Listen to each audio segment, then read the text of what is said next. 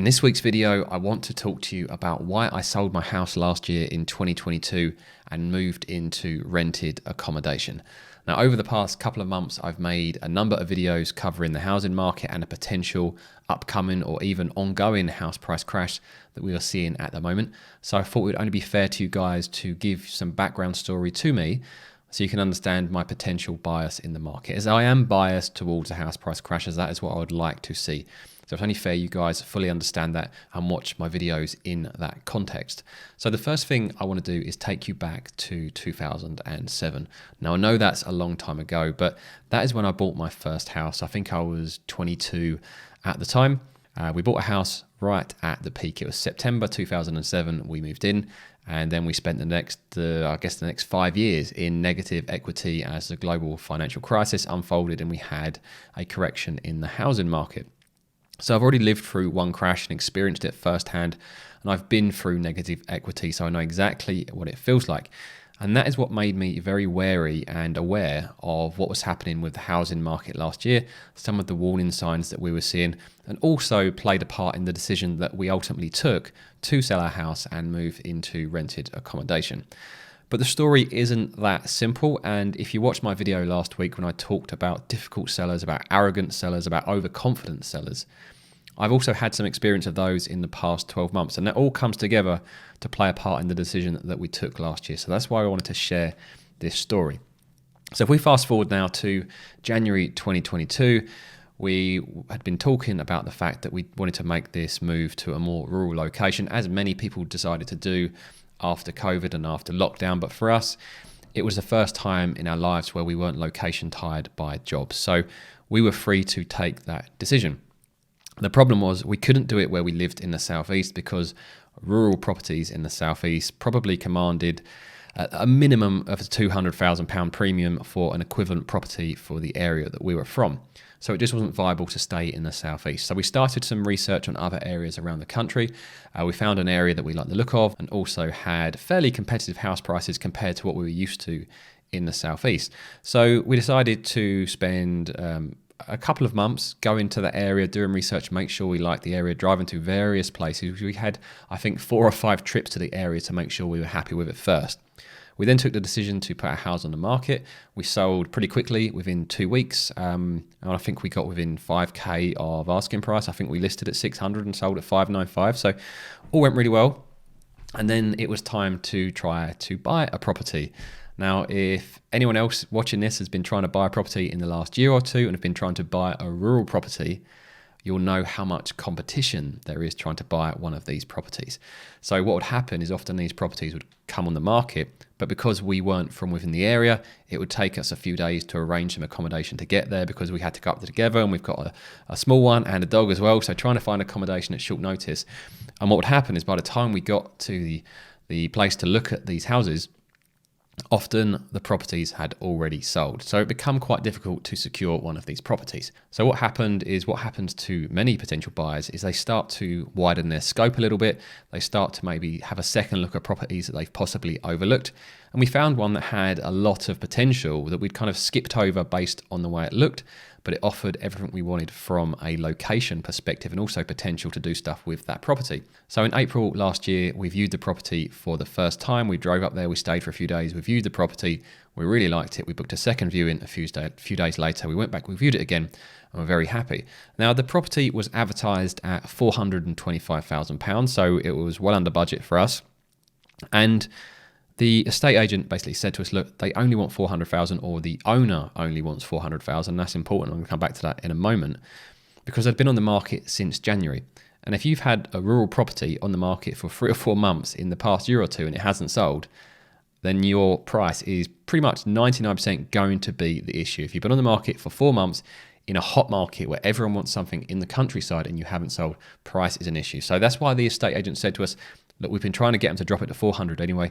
If you offered 400, we're sure it would be accepted. So we were quite happy to do that. So we went in and offered 400,000, and the vendor come back and said no. And so I said to the estate agent, what's happened? You advised us to come in at 400. And she went, oh, the son's got involved. So this was an old lady who was looking to sell her property so she could move across the country to live with her family. And all of a sudden, the son got involved and said, no, the property's worth 425. We're not selling it for 400. So that was the first experience of an arrogant seller last year. I can understand the person wanting to protect their mum. But like I say, if the property's been on the market 4 months and you haven't sold, your price is clearly wrong. So as it was under budget, we thought, okay, we'll go up 5, we'll go to 405. And this to and fro in took forever because everything had to go to the vendor, to the mum, and then to the son, wait his opinion, then come back. So over the space of 2 weeks, we got dragged up from 400,000 to 415. Now we really didn't want to be at 415 as we felt the property was only worth 400 based on the fact it hadn't sold. But at the same time, like I say, it was comfortably within budget and it did offer the potential for what we wanted. So reluctantly, we went all up to 415 and then the son finally agreed that his house might be worth 415 and agreed a price at 415. So all was good and we were happy with that decision. So we arranged the mortgage because what I like to do first is get the mortgage approved before paying for anything else. So the mortgage, I always roll the fee into the mortgage. So if the mortgage doesn't get approved or we don't decide to proceed with the property, we don't lose any money. So we applied for the mortgage. That took 4 or 5 weeks to go through.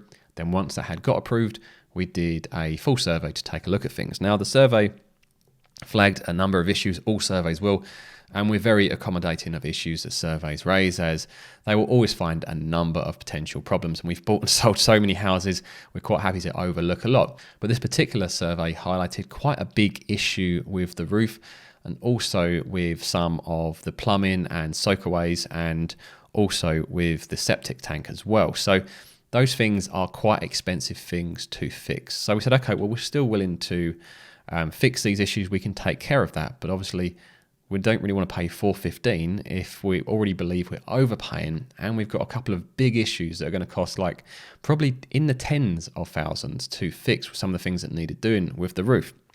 So we went back to the vendor and said to them, look, these are the issues. We've given them an honest report from the survey to look at. And the vendor refused to negotiate, I believe, because of the son. So we had that decision then, okay, do we want to basically have our trousers pulled down any further with this vendor, knowing what we're going to have to invest to correct the issues with this property? So at that point, we said, okay, fine. If you're going to be difficult, we'll just withdraw our offer and moved on. And I've just checked today, bear in mind they went on the market in January 2022. Guess what? January 2023, they remain unsold at the same price. So that was the first experience of a difficult vendor last year.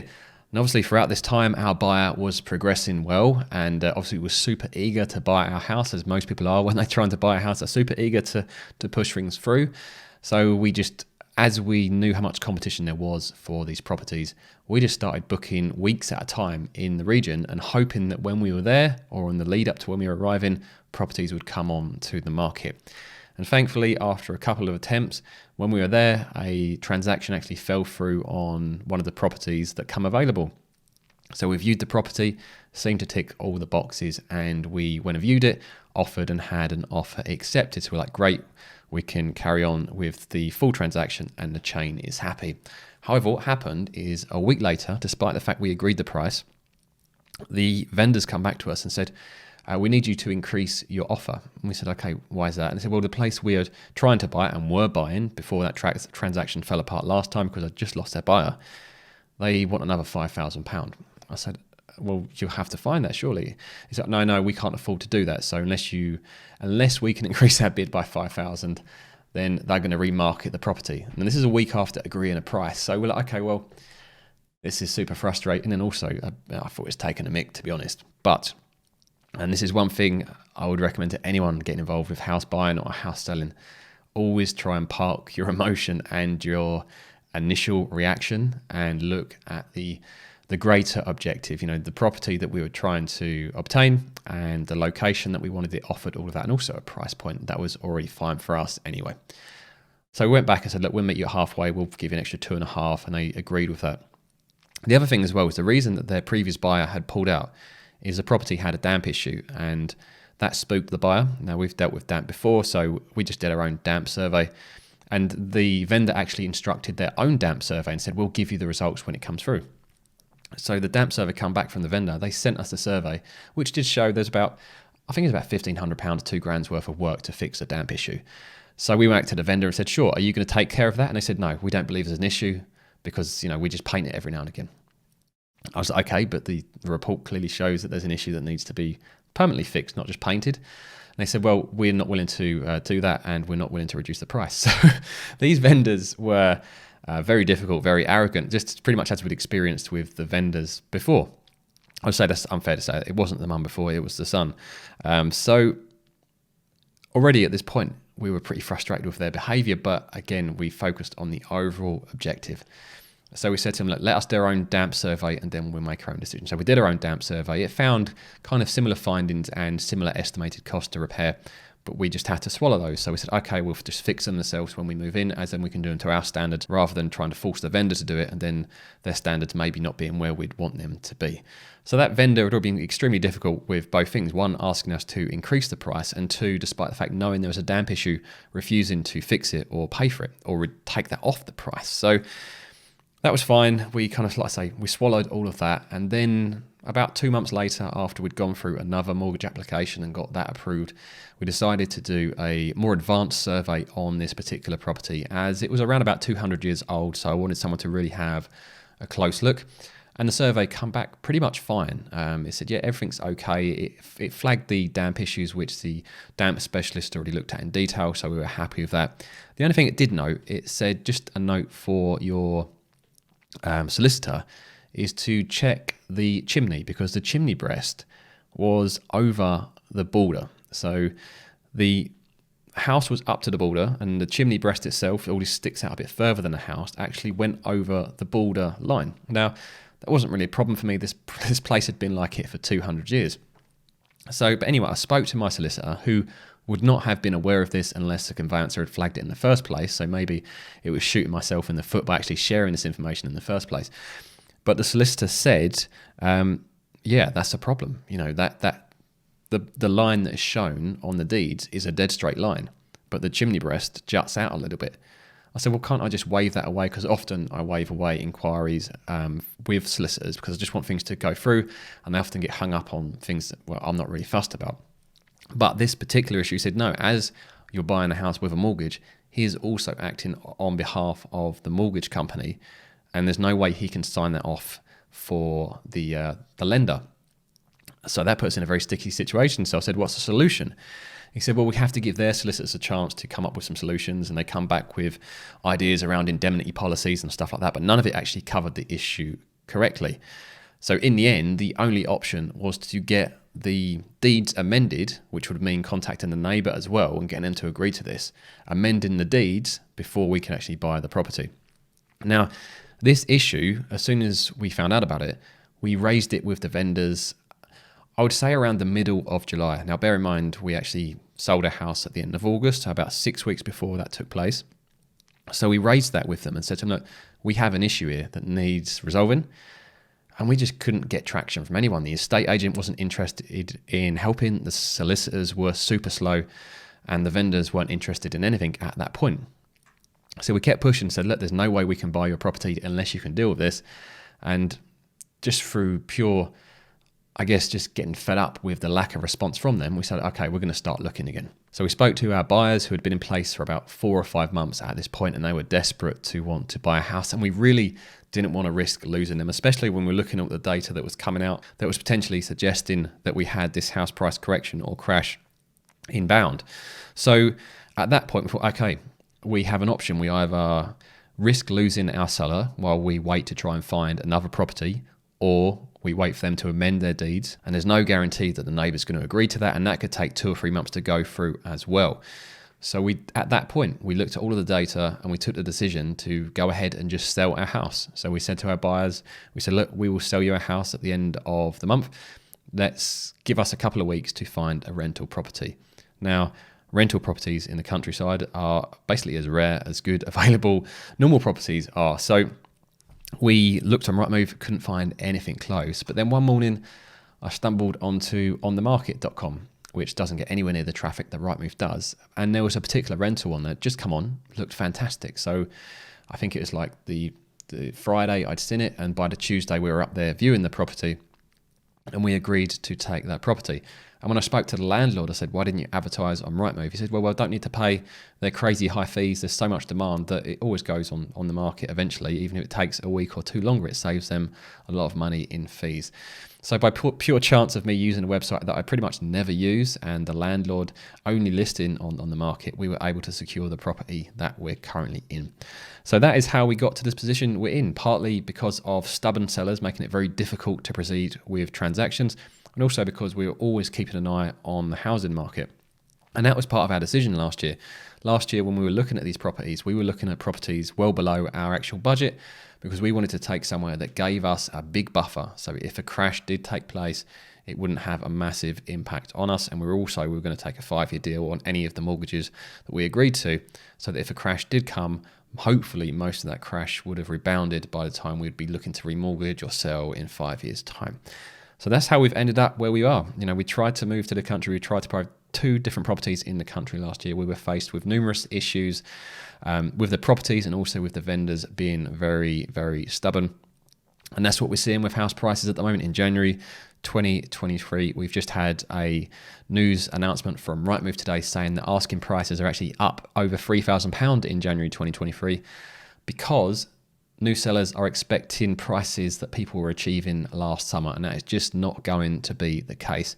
And until these sellers accept the new reality of the housing market, asking prices may stay higher than people may expect them to do during a house price crash, but they're going to start coming down, and when they do, they're going to come down very quick, because if people are pushing up asking prices now, and it's not always the vendor's fault, often it will be the estate agents giving them a high price to try to secure their business. If you can imagine the scenario, estate agents probably for the past few months have been pretty much dead.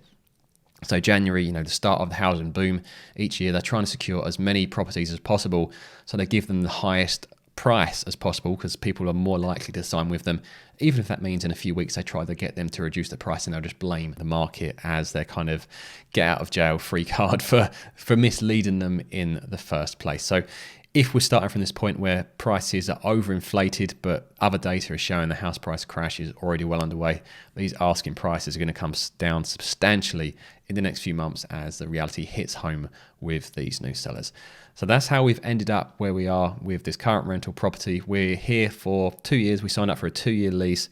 And for now, we've taken all of our equity money. It's locked up in fixed term savings accounts, so we can't do anything, even if we wanted to, this year. But as we move into 2024, the first part of 2024, I'll be trying to make a judgment as to whether I feel the bottom is in or is nearly in, and then maybe we'll be looking to buy again, or maybe we'll stay here and we'll put that equity to use in other areas where we can grow it quicker than we can do by locking it up in an individual property. So that's my story. Hopefully you guys have found it interesting hearing my backstory. If you did, make sure you scroll down and hit the like button. If you want to see more from me, subscribe to the channel. And if you want to know how big I think this house price crash is going to be, I'm going to pop up a video in front of me now, and I'll see you guys over there.